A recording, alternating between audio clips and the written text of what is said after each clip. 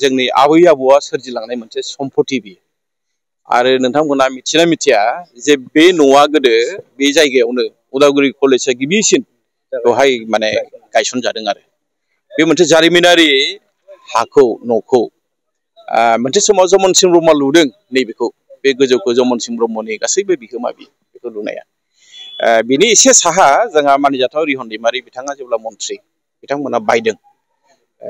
2 काठासो हा बिथाङा बायदों आरो बै समावनो जों मिथिस्लाबै बोरै थांखो जे सानसेखालि टाउनखौ मोनथिनिफ्राय जोंखौ बुंबाय बे हाया जोंनि बे हाखौ जोंसो लाबाय जोंनि नामैसो बे हाया दङ अब्ला जोङो थाङै थाङै नागिरना मोनबाय जे बेखौ सोर होनाय आरो बेखौ होनाय लोगो लोगो जोंनाव सानैसो मानसिनि नामा फैबाय जोङो बिनि उनावहाय जों बिथांमोनजोंबो जों जेबो बिदि गाज्रि बाथ्राबो जोङो दान्थेलायाखै जोङो अफिसियेलि जों बे हाखौ जों बोरै बर' थुनलाइ आफादनि आवथा लाबोफिननो हायो बर' समाजनि बर' हारिनि मोनसे सम्पद हिसाबै जों खालामफिननो हायो बिनि थाखाय जोङो नांनानै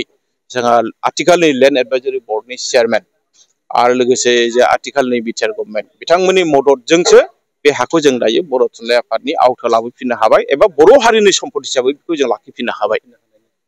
नङाबाथ' बे हाखौ जोङो मोनलामोन इभेन नैबे वालखौ जों बिथांमोनखौ खावलायदोंमोन जे नोंथांमोना मानो वालखौ बेयाव होनो वालखौ बे खोलाथिं हो नाथाय बै समाव बिथांमोननि थांखिया एसे बेलेगखामोन खोमा बेखौ वालखौबो होबाय गभर्नमेन्टनोबो गथायबाय दा दिनै आं नोंथांमोननो नैबे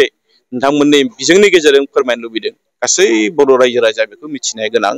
बे हाया दिनै बर' हारिनि हा जानानै थाफिनबाय आरो बिनि थाखाय उदालगुरि जिल्ला बर' थुनलाइ आफादखौ जों अरायसम साबायखर बावनांगोन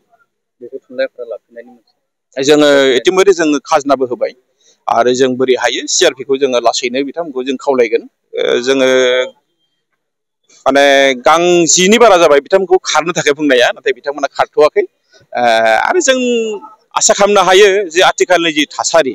बे थासारियाथ' सिआरपि थानाय पुलिस थानायनि खोथायानो गैला बेखायनो बिथांमोना जेब्लानो थांगोन अब्लानो जों बेखौ मोजां खामानियाव बाहायगोन आं नोंथांमोननि मिडियानि गेजेरजों फोसावगोन